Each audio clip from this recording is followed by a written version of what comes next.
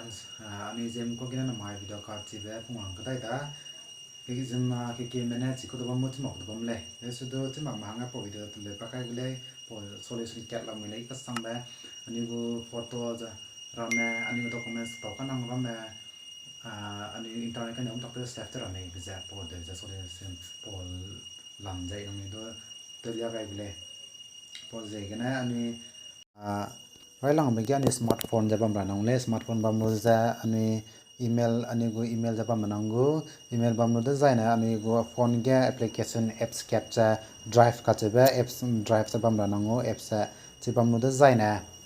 open te ke chi do open te lo ja na agini up ga plus la mui plus ke ni mai ke plus ke ni mo ja na upload la mui upload ni mai lo ja na aga photo la mui ni photo ke ni mai ke photo ni mai lo ja na nang de be nang photo document sa kara kanang mai be nang chi jam pe tik tira da sam na ge ni ago adar kala mui ni dar karta pachai da pasoda da pachai da chelo da ja na right te ke right te lo da ja na ge save lo ni direct nang da tom te lo save te nang da tom te save te da ja na nang go phone tung ga ni se do nang documents tung ga ni se nang internet kana po photo pangai lo ja na upload te ni kai te ga ni bi ja nang upload te de nang download te de le ago phone gene do nang go email ja nang go phone number na nang let nang go email na nang go password chi ra nang go password nang ngai da na ido chi ta da esto nang go email ja nang chi ra nang go email ba nang go password da nang go phone number sachana nang ngai ni sui nang go ngai ni ja na ago phone ge go lo ja ge email amui email ga lang chi ga mi ge ni mang ka mi go profile ta ge ni ma lo da ja na age add another account amui lo ja na google ka te ke google ni ma da ja na google ka da ja na aya pa da u age ni email or phone number nang go email na kai do nang go phone number kai do chelo da nang go password ne de go password kai da ja na nang open te da open te lo da ja na nang drive ka ko nang kang pe go drive ka google lo ja kang pe mi ge ni mai do chelo chi ga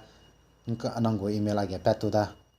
email ja pa tu da chelo ja nang chi na nang recover te de lo ja download te de le po solution jna ke ma chi ma ko je na job apply te lo nang go documents pongai ni je na problem pa cha ja na college hangge admission nang je na apply te lo ja ne go application number ngai ni na ni go application go password ngai ni plan hala mu le po je na ang ni phone ge ro ta kam nang ni save te ko le su do ni phone te ang ni la ta pe lo ge miram nang ni go back pa na go documents sutani me ang ni phone sia di me ang ni go back ang ni documents pam ja ga ta ni me gang ni mak te chi la ka le su do ang ni kang da kana jemna hang cap da kana ang ni go apo email password ang ni go phone number ang ni go email ja chi lo ja ang ni go lo ja ang ni go email kana ang ni mi ja download te de le ang ni ka nam le download te de le na ke ne po solution te ko do la te mok do la le do te ma ko hang helpful ka sang le de na kan gya ja po channel da subscribe te ko la ago channel ja ne ma ytc le apo channel ke ja ina kan ne ba ki ba kai zala me le do kai la me video le to kan de mi do kai la me function ko cham cham me tap zala me outing do kai go plan la me le les do kan gya ja na mai po video pe ga di ban te ma re ga ni hang ge helpful pe jab to i ba chang lao na kan ge like te ko la comment te ko la ja ne share te ko la pi ga ja ba me ki ga ja me te no de mi sui de le